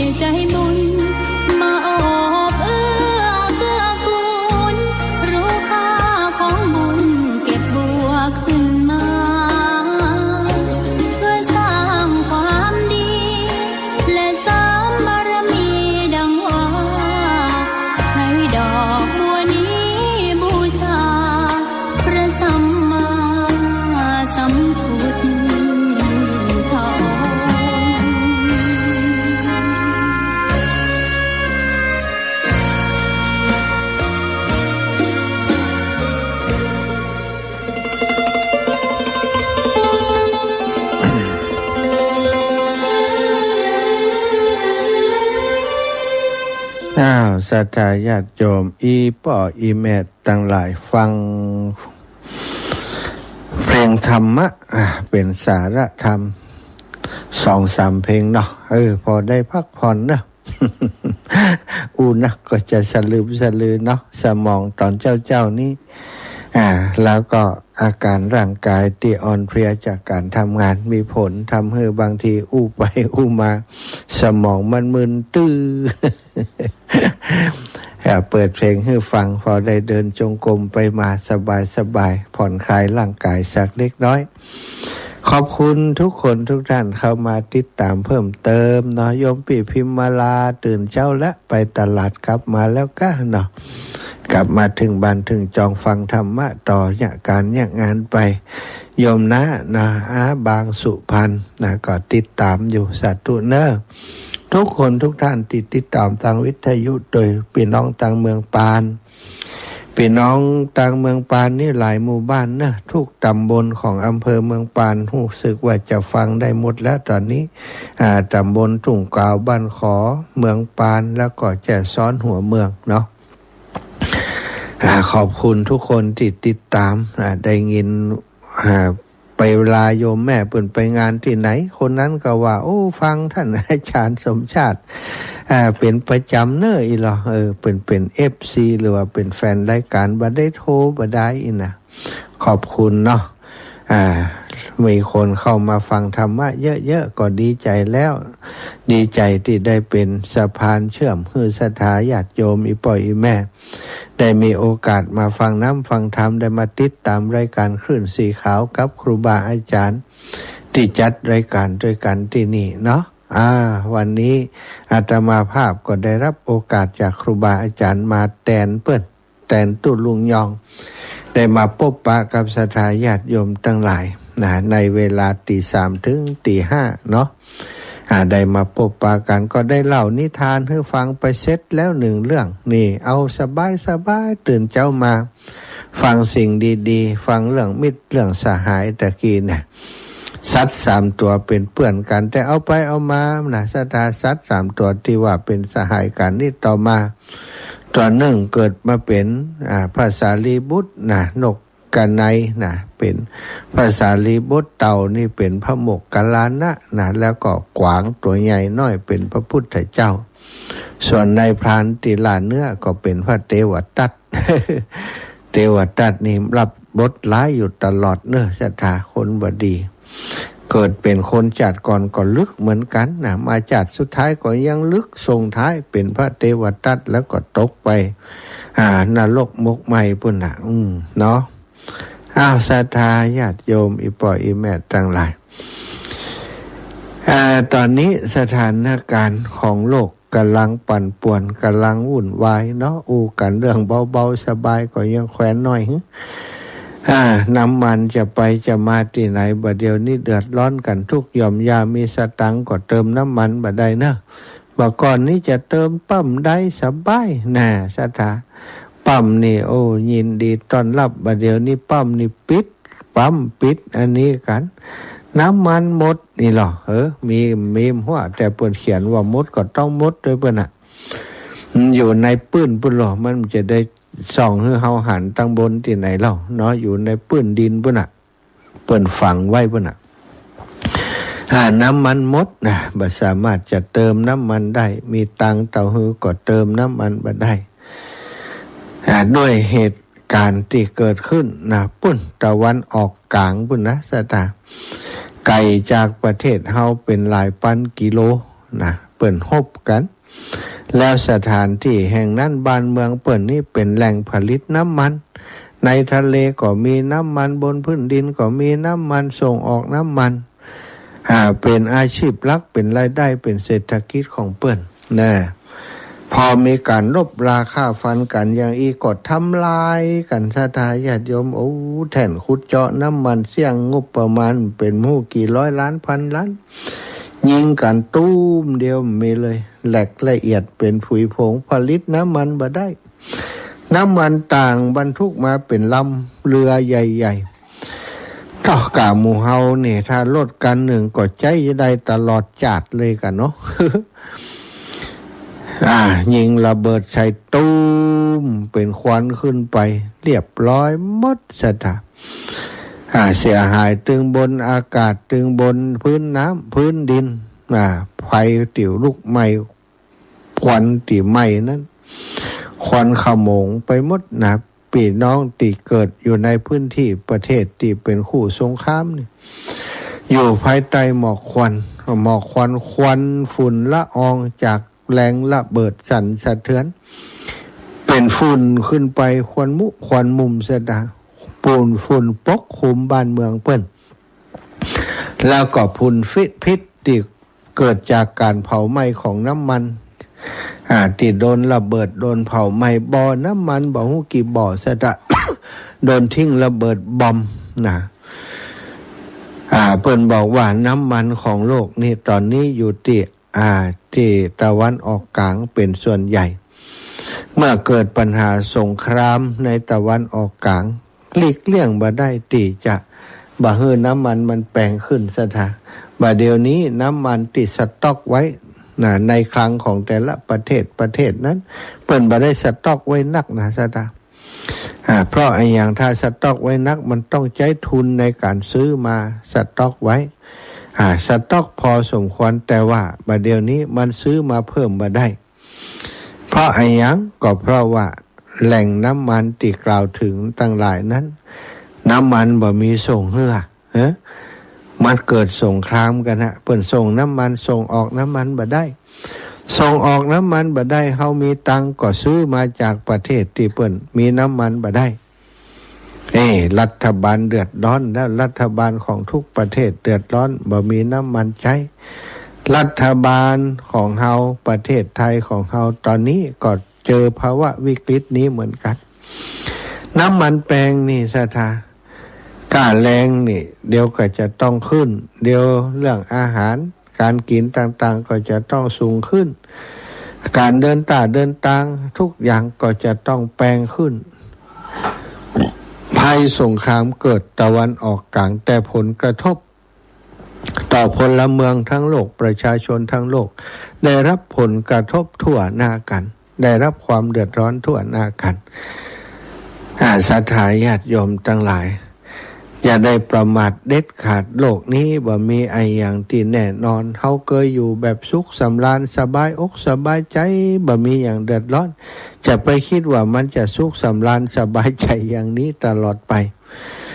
อย่างวิกฤตในครั้งนี้เฮาจะหันได้ว่าเฮาก็บ่เคยคิดว่าน้ำมันจะขาดปั๊มนี่เปิดปั๊มจิปั๊มได้ขายน้ำมันได้กำไรตลอดวันดีคืนดีเปิ่นฮบกันตูมตามน้ำมันแปลงขึ้นปิดปั๊มต่างๆน้ำมันบ่มีขายมันเกิดขึ้นแล้วในยุคนี้ในสมัยนี้อีปออีแม่ตั้งหลายบางประเทศหลายๆประเทศเปิ่นบอกประชาชนเปิ่นว่าต้องเก็บเงินไว้กับตัวอย่างน้อยนี่ 3,000 5,000 พอจะได้กินในแต่ละวันไปก่อนเพราะอย่างถ้าเกิดสงครามติดนักหนากว่านี้ไปแหมตั้งหน้าดีบ่ดีธนาคารโลกการธนาคารบ้านเฮาก็อาจจะต้องยุดตัวปิดกิจการไปเบิกก็บ่ได้ถอนก็บ่ได้นี่ถอนบ่ได้ฝากบ่ได้ถอนบ่ได้ทำนิติกรรมยังบ่ได้จะโอนเงินคือกันนี่เปิ้นบ่ยอมรับมีปัญหานี่สตังค์อยู่ในบัญชีแต่ว่ามีกับตัวเลขบ่มีสตังค์อยู่ในกระเป๋านี่ไปไหนมันได้นะสตาวันดีคืนดีสแกนบ่ได้เอาเงินสดอย่างเดียวเอาละตายแล้วเขาบ่มีกินน้ำบ่มีกินจะแย่อย่างใดประเทศที่เจริญแล้วตั้งหลายอย่างเดนมาร์กก็ดีเนเธอร์แลนด์ก็ดีหลายๆประเทศตอนนี้เปิ้นเตือนประชาชนของเปิ้นให้มีสำรองเงินสดไว้ในกระเป๋าอย่างน้อย 5,000 เป็นอย่างน้อย 3,000หรือว่า 5,000โดยประมาณจะได้พอกินพอใช้ในแต่ละวันในกลุ่มได้วัน2วัน เดมดีอนาคตไปหน้านะฝากธนาคารนี่อาจจะไม่ได้ไปฝากแล้วเอาใส่องค์เหมือนเดิมเอาใส่ไหเหมือนเดิม เอาฝังดินไว้จะใจก็ไปจกเอามาอย่าสถานหนอมันปัญหามันเกิดขึ้นแล้วมันบัดได้เดือดร้อนแค่ประเทศที่เปิ่นทำสงครามเปิ่นฮบกันเดือดร้อนไปทุกหย่อมยาไปทั่วโลกเลยแล้วก็บ่มีวี่แววว่าจะจบลงในเวลาอันไกลนี้ตัวมันเป็นปัญหาสลับซับซ้อนหลายเรื่องเนอะสลับซับซ้อนหลายเรื่องเป็นเรื่องของเศรษฐกิจเป็นเรื่องของการเมืองที่ฮบกันนี้นะเรื่องเศรษฐกิจก็คือแย่งน้ำมันกันแย่งความเป็นใหญ่ในน้ำมันกันนะแต่ละประเทศก็จะครองโลกนะแล้วก็สร้างความเดือดร้อนให้พลเมืองของโลกอยู่ในขณะนี้เนี่ยมีคนพาลอยู่คนเดียวนะสถานโลกก็วุ่นวายพอเอาเตอะไผเป็นคนพาลไผเป็นคนบดีที่เนี่ยที่ทำกันนี่ถ้าเป็นบัณฑิตเป็นนักปราชญ์เพิ่นคงจะเจรจากันบนโต๊ะอูจากันตกลงล้อมชอมกันนะบ่ให้มันเกิดเหตุการณ์อย่างนี้อันนี้วันดีคืนดีปล่อยระเบิดไปใส่บ้านใส่เมืองเพิ่นคนตายเป็นเบื่อเนี่ยแล้วมันจะยอมกันได้อย่างไรเนาะพอต่างคนต่างบ่ยอมสงครามก็เกิดขึ้นสงครามเกิดขึ้นความเดือดร้อนความเสียหายก็เกิดขึ้นกับพี่น้องประชาชนทั้งหลายเดือดร้อนไปกันหมดตึงเปิ่นตึงตัวนี่ศรัทธาญาติโยมพ่อโยมแม่ทั้งหลายเฮาเป็นมนุษย์เกิดมาพบพระพุทธศาสนาต้องเอาหลักธรรมในพุทธศาสนาเป็นเข็มทิศเป็นแนวทางในการดำเนินชีวิตถ้าเฮาบ่ทำอย่างนี้บ่มีความเมตตากรุณาต่อกันสนับสนุนสงครามใจความรุนแรงในการแก้ปัญหาต่างๆเหมือนกับก็คงบัดต่างกับสัตว์มันพอใจกันก็เข้าห้ามหันคบกัดกันกินกันนี่คนบัดเดียวนี้จะเป็นอย่างอันไปติ๊กๆแล้วสถานบ่พอใจกันก็จักปืนมายิงกันมาฆ่ากันแล้วฆ่ากันก็บ่จะกินกันเห็นเนาะ บ่ได้ฆ่ากินกันนะสถาฆ่ากันตายให้ได้สะใจให้ได้หายแค้นเป็นสิ่งที่พุทธศาสนาบ่ได้สั่งสอนอย่างนี้พุทธศาสนาสั่งสอนให้มีเมตตากรุณามุทิตาอุเบกขาต่อกันเมตตาต่อกันกรุณาเอ็นดูอยากจะให้เปิ้นพ้นทุกข์เมตตาในกรณีใดในกรณีที่เปิ้นมีความทุกข์เมตตาเปิ้นเอ็นดูสงสารเปิ้นกรุณานี่หันเปิ้นทุกข์อยากคือเปิ้นพ้นทุกข์ซะทะนี้คือสิ่งที่ชาวพุทธของเฮาพุทธศาสนิกชนต้องยึดหลักอย่างนี้แล้วก็ต้องรักษาศีลให้ดีสถานในยุคยิ่งในวิกฤตนี้ยิ่งในวิกฤตที่เกิดขึ้นอย่าได้สนับสนุนการคิดร้ายทำร้ายให้ร้ายซึ่งกันและกันอย่าคิดร้ายทำร้ายซึ่งกันและกันต้องช่วยกันเอาศีลธรรมให้กลับมาให้ได้ถ้าศีลธรรมบ่กลับมาโลกาก็จะพินาศอย่างที่ท่านอาจารย์พุทธทาสภิกขุได้กล่าวได้บอกได้สอนไว้โลกมันวุ่นวายทุกวันนี้บ่ใจเรื่องอื่นเลยเรื่องของคนบนโลกนี้ทั้งนั้นเลยโลกบ่ได้เดือดร้อนอย่างซักอย่างแต่คนที่ปกครองโลกคนที่อยู่บนโลกนี้มันมีความหันแก่ตัว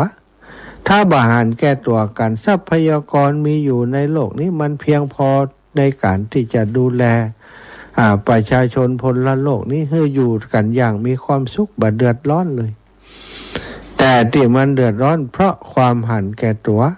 ของคนใดคนหนึ่งกลุ่มใดกลุ่มหนึ่งประเทศใดประเทศหนึ่งที่มันห้ามหันทำลายล้างซึ่งกันและกันทำลายล้างซึ่งกันและกันเพื่อยังศรัทธาญาติโยมเพื่อจะเข้าครอบงำเพื่อจะเข้าปกครองเพื่อจะช่วงชิงเอาผลประโยชน์อันนั้นแหละที่เรียกว่าความหันแก่ตัวหันแก่ตัวพอเขาหันแก่ตัวตามันก็จะมืดมัวบ่ฮักไผละเอาตัวเองให้ได้ก่อนมือไผยาวสาวได้สาวเอาไป ประเทศเฮาใหญ่ประเทศนั้นจะต้องยินยอมสิโลลาภเฮาจะเอาภาษีเท่าใดก็จะต้องได้เฮาจะเอากำไรจังไดก็ต้องได้เนี่ยเอาปืนมาจ่อเอาปืนมาบังคับมาข่มขู่เอากำลังมาบังคับข่มขู่ลีดนาทาเล่นประเทศที่ยากจนกว่าอันนี้บ่ใจวิถีของพุทธศาสนาเป็นวิถีของเงียกของมารที่มันครองโลกซะจารย์พุทธทาสกล่าวไว้ว่าศีลธรรมบักกับมาโลกาจะพินาศศีลธรรมขาดวินาศแน่โลกของเฮานะตอนนี้เฮาจะหานว่าศีลธรรมมันถูกละเลยจริงๆซะถ้าตราบใดศีลธรรมบักกับมานะมันมีโอกาสที่จะโลกาของเฮาจะถึงจุดสิ้นสุดหรือว่าวินาศสันตโลอย่างใหญ่หลวงด้วยการทำลายล้างซึ่งกันและกันเพื่อนบ้านตีหัวกันศรัทธาญาติโยมบ้านเฮาอยู่ตรงกลางหรือว่าอยู่ใกล้ๆอันนี้มันได้รับความเดือดร้อนวันดีคืนดียิงปืนบัดถึงฝั่งพุ่นชะกรรมตกกลางบ้านเฮาตุ่ม เละตุ่มเป็ดโดยเปิ่นทั้งที่บ่ฮู้อิโนอิเนยะนี่อันเนี้ยลักษณะสงครามบัดเดี๋ยวนี้ที่เฮาโดนหางเลขนี่ก็คือเรื่องราคาสินค้าราคาน้ำมันเรื่องความเป็นอยู่ต่างๆที่มันจะอยู่ยากขึ้นตอนนี้จะต้องกลับมาคิดเรื่องการอยู่อย่างใดให้ใดในภาวะวิกฤตนะเศรษฐกิจพอเพียงที่ในหลวงรัชกาลที่9ได้ทรงประทานหลักการมาให้เฮาจะต้องนำมาคบคิดแล้วก็ปฏิบัติให้เป็นจริงเป็นจังอย่างน้อยสามารถจะดูแลตัวเองได้ในช่วงเกิดวิกฤตการณ์จนกว่ามันสงบศรัทธาญาติโยมถึงมันจะสงบเหตุการณ์จะกลับมาเหมือนเดิมคงจะยากข้าวของติดแปลงขึ้นก็ต้องยอมรับสภาพก็จะแปลงขึ้นอย่างนี้น้ำมันนี้มันขึ้นแล้วบ่เคยหันมันจะลดลงมันจะขึ้นขึ้นกำบาท2 บาทลดลงกับสลึงกับสตางค์เนี่ยสตางค์บาทถึงสลึงด้วยก็มีสตางค์15สตางค์อีกก็มีสะทายปล่อยแม่ตั้งหลายอันเนี้ยคือสิ่งที่เฮากำลังเผชิญกันอยู่ในขณะนี้ในเวลานี้ศีลธรรมคือสิ่งที่ท่านอาจารย์พุทธทาสได้เรียกร้องว่าขอทุกคนจงตระหนักว่าศีลธรรมนั้นมีความสำคัญต่อการดำรงชีวิตของเฮาในแต่ละวันถ้าวันใดเฮาบ่มีศีลบ่มีธรรมปล่อยความโลภโมโทสันครอบงำโลกจะวุ่นวายวิถีชีวิตความเป็นอยู่ของประชาชนพลเมืองของโลกที่บ่เข้าใจในเรื่องนี้ก็จะวุ่นวายไปทุกหย่อมยามเหมือนกันเนาะก็นี้ก็ฝากไว้ให้ศรัทธาญาติโยมอีป่ออีแม่ทั้งหลายได้ตระหนักถึงภัยที่เกิดขึ้นเตรียมตัวเตรียมใจไว้อย่างน้อยอย่าไปประมาทในการดำเนินชีวิตปลูกผักปลูกไม้ไว้กินพ่องของมันจะปุดจะแปลงขึ้นติ๊กๆนะอย่างน้ำมันนี่เขาจะไปขึ้นอย่างไรว่ามันจะหมดมันจะบ่มีขายอีกบักกี่เดือนตั้งหน้านี้ถ้าสถานการณ์บ่ดีขึ้นแล้วมันก็จะบ่มีขายจริงๆนะศรัทธาญาติโยมคิดพอเถอะเศรษฐกิจของโลกจะเป็นอย่างใดพ่องนี้อนาคตตั้งหน้าเฮาได้หันกันแต่ว่าหวังว่าจะได้หันในทางที่ดีขึ้นเนาะในทางที่มันมีทางออกเพิ่มขึ้นนักขึ้นบ่ใช่ทางตันอย่างปัจจุบันนี้บ่ใช่แก้ปัญหาทุกอย่างด้วยสงครามต้องแก้ปัญหาทุกอย่างด้วยการเจรจากันถ้อยทีถ้อยอาศัยกันเฮาอยู่บนโลกเดียวกันทรัพยากรที่เฮาใช้เป็นทรัพยากรของโลกบ่ใช่ของคนใดคนหนึ่งนะต้องตระหนักถึงปัญหาที่เกิดขึ้นในขณะนี้เนอะศรัทธาญาติโยมได้ทำจิตทำใจเพื่อเข้มแข็งเข้าไว้เพื่อผ่านวิกฤตนี้ไปด้วยกันปลูกฝังเรื่องศีลธรรมจริยธรรมคุณธรรมศีลธรรมให้มีขึ้นในจิตในใจตนเองและคนใกล้ชิดให้ได้มองหันโลกเป็นไปตามสัจธรรมอนิจจังทุกขังอนัตตาที่พระพุทธเจ้าได้เทศนาสอนเฮาไว้ เอาเรื่องนี้มาเป็นหลักในการดำเนินชีวิตในทุกวันเนอะเอาละศรัทธาอีป่อยอีแม่ตั้งหลายท้ายชั่วโมงแล้วก็ขอนำเรื่องราวของการที่จะทำบุญสถานีที่จะมีขึ้นในวันที่25เดือนเมษาที่จะถึงนี้นะที่วัดบรรพตสถิตเราได้ตั้งสถานีวิทยุขึ้นมาสถานีหนึ่งเป็นเครือข่ายคลื่นสีขาวเพื่อชาวประชาได้คลื่นที่ 106.50 เมกะเฮิรตซ์ได้ทดลองออกอากาศมาตั้งแต่เดือนมีนาคม 2569 ที่ผ่านมามีพระสงฆ์องค์สังฆเจ้าพระนักจัดรายการได้มีพื้นที่จัดรายการด้วยกันที่106นี่หลายรูปหลายองค์ของจังหวัดลำปางแล้วเราได้เชื่อมสัญญาณร้อยไปกับของคลื่นสีขาวเพื่อชาวประชาที่ครูบาอาจารย์ได้จัดตั้งกลุ่มองค์กรนี้ขึ้นมาเพื่อประโยชน์ในการเผยแผ่พระพุทธศาสนาน้ำธรรมคำสอนมีสถานีในเครือข่ายสายบุญของคลื่นสีขาวร่วม 30-40 สถานีในตอนนี้8จังหวัดภาคเหนือครอบคลุมภาคเหนือตอนบนเกือบจะทั้งหมดศรัทธาญาติโยมโดยพลังบุญพลังศรัทธาในการเผยแผ่พระธรรมคำสอนของพระพุทธเจ้าที่ครูบาอาจารย์และศรัทธาญาติโยมทั้งหลายได้ร่วมโดยช่วยกันทำให้กลุ่มทำให้องค์กรของคำว่าครอบครัวคลื่นสีขาวได้เข้มแข็งในการสร้างบุญสร้างกุศลเอาวิทยุเป็นสื่อกลางในการพบปะกันก็ที่ลำปางของเฮาเมื่อก่อนนี้มันมีสถานีวิทยุ 106.50 ที่ของวิทยาลัยสงฆ์นครลำปาง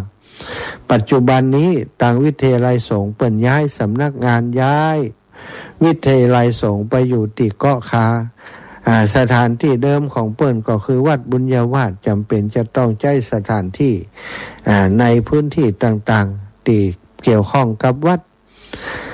ทางวิทยาลัยสงฆ์ก็ได้ขอโอนย้ายสถานีไปอยู่ที่เกาะคาที่แรกเปิ้นก็คิดว่ามันจะได้ตึงคลื่นตึงอย่างไปปุ้นมดเนี่ยทำเรื่องแต่ว่าในการอนุญาตของกสทช.นั้นเปิ้นจะต้องพิจารณาว่าคลื่นความถี่ตอนนี้อยู่พื้นที่ใด106.50 นี้จะต้องอยู่พื้นที่ของอำเภอเมืองไปที่เกาะคาจะต้องเป็นคลื่นอื่นอย่างนี้เป็นต้นก็เลยกลายเป็นว่าทำเรื่องย้ายไปเปิ้นก็จะต้องรีบขึ้นเก่าก่อนรีบขึ้นเก่าไปศรัทธาญาติโยมก็เดือดร้อนศรัทธาที่เคยฟังวิทยุวิทยาลัยสงฆ์ก็เดือดร้อนดีว่าท่านอาจารย์พระมหานพดลเปิ้นได้ทำเรื่องขอเปิดสถานีไว้ที่วัดบรรพตสถิตซึ่งเป็นพื้นที่อำเภอเมืองก็ได้รับการอนุมัติอนุญาตฮือใจคลื่น 106.50 ในการออกอากาศก็เลยได้มีการตั้งสถานีตั้งเสาอากาศตั้งห้องทำห้องส่งพัฒนาต่างๆซื้ออุปกรณ์เครื่องมือในการออกอากาศใจทุนเงินลงทุนไปร่วม 300,000 บาทศรัทธาญาติโยมปัจจุบันนี้เราได้ออกอากาศมาเป็นเวลาเดือนกว่าเดือนไปแล้วก็วันที่25จะถือโอกาสทำบุญฉลองสมโภชสถานีสูตรถอนตอนเจ้าก่อนเพื่อจะเป็นให้สถานที่ในการสร้างสถานีเป็นสถานที่อันเป็นมังคละมงคลบ่มีปัญหากับเจ้าที่เจ้าตาเจ้าเขตเจ้าเดนที่ผ่านมาในวันที่25เมษายนนั้นก็เป็นช่วงเทศกาลที่กะละวะดำหัวหรือเรียกว่าสามิจิกรรมที่โดยปกติก็ทำกันอยู่แล้วไปดำหัวกะละวะครูบาอาจารย์ในปีนี้ทีแรกว่าจะงดไปก่อนกิจกรรมรดน้ำดำหัวแต่พอดีว่าวัดบรรพตมีการทำบุญสถานีก็เลยได้จูเอาวันที่25นี่เป็นวันกะละวะดำหัวครูบาอาจารย์คลื่นสีขาวไปในตัวจะนิมนต์ครูบาอาจารย์ทั้งพื้นมดที่จัดรายการด้วยกัน50รูป50องค์มาเป็นเนื้อนาบุญให้ศรัทธาอีป่อยแม่ได้ทำบุญได้กะละวะดำหัวก็จะถวายสั่งครูบาอาจารย์แต่ละตนนี่ 1,500 บาท ศรัทธาญาติโยมไผจะเป็นเจ้าภาพร่วมด้วยช่วยกันก็เรียนเชิญเจริญพรแจ้งมาได้ตอนนี้ก็มี8-9 ท่านแล้วนะได้เป็นเจ้าภาพร่วมกันมาเตี่ยอาตมาแจ้งมาเตี่ยอาตมามีแม่จันเรือนใสเป็นเจ้าภาพมา1 สัง1,500 บาทนะแม่สวัสดิ์วงกันทะแม่บัวเย็นจันทบสมจิตอินทรวิจิตพร้อมกับเพื่อน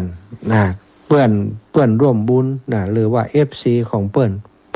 กอบ1 ชุดโยมน้องสมควรใจน้อยก่อน1 ชุดนะแม่ย่าเล็กปวารีอินสุวรรณ1 ชุดแม่อุไรวันอภิธัญญากร1 ชุดโยมน้องสมพรรัตนาง1 ชุดแม่ศรีนวลวงชมพู1 ชุดนะสถาท่านอื่นๆใครจะเพิ่มเติมมาก็แจ้งมาได้อันนี้สำหรับสังนะแล้วก็มีส่วนของโต๊ะจีนโต๊ะจีน15 โต๊ะโต๊ะละ 1,000 บาทใครจะร่วมกันก็เจริญพรโต๊ะจีนสำหรับเลี้ยงครูบาถวายภัตตาหารครูบาอาจารย์นะและอันสำหรับแขก VIP ของคลื่นสีขาวของเฮาที่เปิ้นจะมาร่วมงานทั้งหมด15 โต๊ะศรัทธาไผจะร่วมกันก็เจริญพรตอนนี้มีโยมน้องสมควรใจน้อยเป็นเจ้าภาพ1 โต๊ะแล้วนะแล้วในวันงานนั้นจะมีการคืนอะไรอย่างก็เป็นว่าคืนกำไรให้แก่ผู้บริโภค ความจริงไม่ใช่กำไรหรอกเพิ่นเรียกว่ามอบของขวัญของรางวัลติดไม้ติดมือติดไปนวมคนมาร่วมงานนี่ในวันนั้นจะครูบาอาจารย์ทั้ง50 รูปจะเอาของชำร่วยเอาของฝากเอาของมีค่ามาให้ศรัทธาญาติโยมแบ่งกันนะโดยการจับสลากรางวัลเอาลงไข่มาก็ลงชื่อลงทะเบียนได้รับหมายเลขไปตั้งแต่001ไปจนถึงปุ้นเนาะ1 ปัน1 ปัน2 ปันก็ว่ากันไปจะมีการแจกของรางวัลต่างๆนี้โดยการจับสลากตอนนี้วัดสิ่งที่จะมาเป็นของขวัญของรางวัลนะมีวิทยุตู้เย็นทีวีแล้วก็เครื่องซักผ้านะ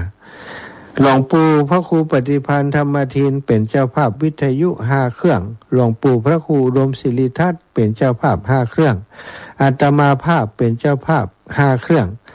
แม่อุไรวันอภิธัญญากร1 เครื่องแม่บัวลอยแม่สายเขียวแม่ทองสุขแลกันทะนะจากบ้านนางแลนะ1 เครื่องอันนี้ก็วิทยุอาตมาคิดว่าครูบาอาจารย์รูปอื่นๆก็จะคงจะเอามากันคนละ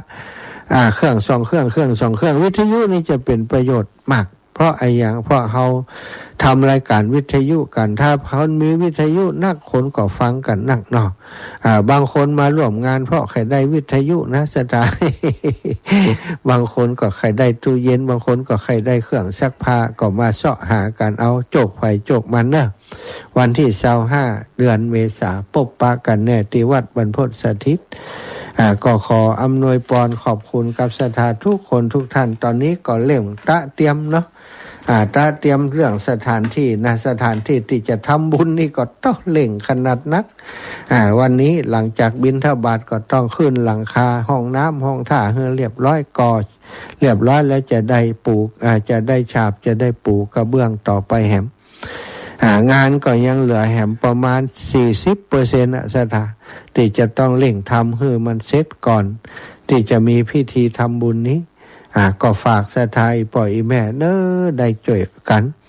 รวมโดยช่วยกันเพราะสถานที่แห่งนี้บ่ใช่ของอาตมาบ่ใช่ของอาจารย์มหานพดลหรือว่าพระสงฆ์องค์ใดองค์หนึ่งเป็นของพุทธศาสนิกชนเป็นของพุทธศาสนาเป็นสถานีวิทยุคลื่นสีขาวของเพื่อชาวประชาของเฮาทุกคนอาตมามีหน้าที่เฝ้าพอดูแลเนาะดูแลให้กับศรัทธาญาติโยมก็จะทำให้ดีที่สุดนะตอนนี้ก็ได้ทั้งลงทุนทั้งลงแรงไปนะเพื่อจะให้สถานที่แห่งนี้เป็นหน้าเป็นตาให้กับคลื่นสีขาวของเฮาไปมาผ่านมาก็จะได้แวะสถานีคลื่นสีขาววัดบรรพตนี่ได้มาหันแล้วจะได้ชื่นใจเนาะสถานีเหมาะ งามล่มลื่นหน้าแอวให้คนก็จะได้มาแวะมาแอวมาออกรายการสดด้วยกันเยอะๆ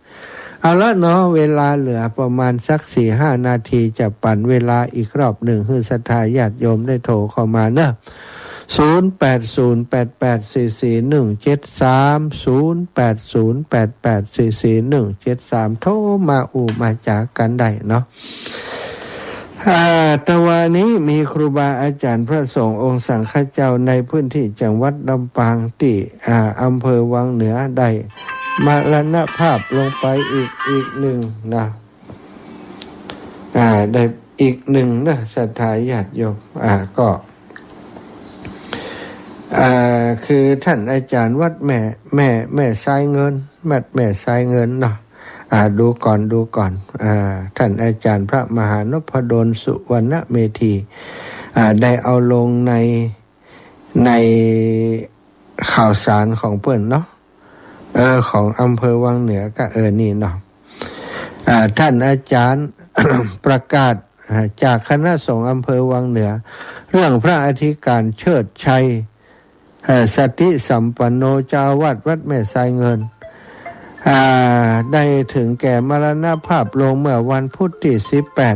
18ตะวานี้นะแล้วก็จะทำการรดน้ำศพวันนี้วันที่19 เวลา 13 นาฬิกาเนอะเจริญปอนโยมแม่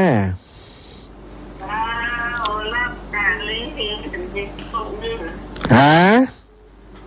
อาหารเลี้ยงเป็นหนึ่งตู้ อ๋อแม่ครับ2 อย่างสาธุเจ้าแม่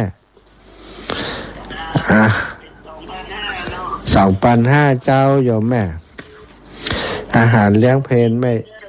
จ้าแม่จันสาธุจ้าแม่นวลยอดคำปานตื่นตั้งแต่ตี 2แล้วตื่นอย่างเจ้าฮะนอนถึงเหมือนหลับลุกแล้วให้เข้าชุกแล้วล่ะดูแล้วจะไปหาหมอนั่นละนั่นเจาะเลือดปัดขวดประจำปีเจ้าแม่เดี๋ยวออกไปโคตรน้ำสวนก่อนแล้วก็สัก4:30ก็จะไปละเจ้าแม่เจ้าแม่เป็นกำลังใจให้เนอะสาธุ วันนี้จะรักกันแทนเนาะเจ้าแม่แทนตุลุงหยองเนอะเจ้าสาธุเจ้าแม่เจ้าไว้กราบบุญรักษาสายนี้จากที่ไหนตั้งใดก็นมัสการเจ้าทาน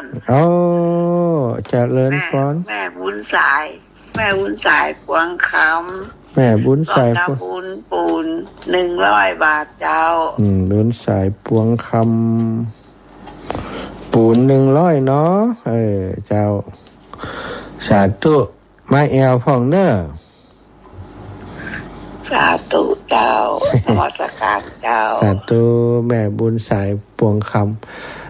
แม่เลื่อนคำตาเทพนี่บ่ได้ยินเสียงเมินแล้วเนอะ แม่เลื่อนคำตาเทพได้แม่บุญสายพวงคำอย่างเดียวกันเนาะกึดเติงหาแม่บุญสายแม่เลื่อนคำตาเทพศรัทธาญาติโยม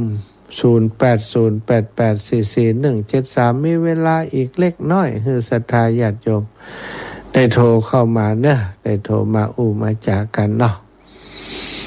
0808844173เนอะ0808844173โทรมามาจานแจ้งผลการรับฟังอยู่ที่ไหนตั้งใดชัดเจนดีหรือไม่ชัดเจนดีก็แจ้งบอกมาไม่ชัดเจนก็แจ้งบอกมานะแจ้งบอกมาว่าบ่ชัดอาจารย์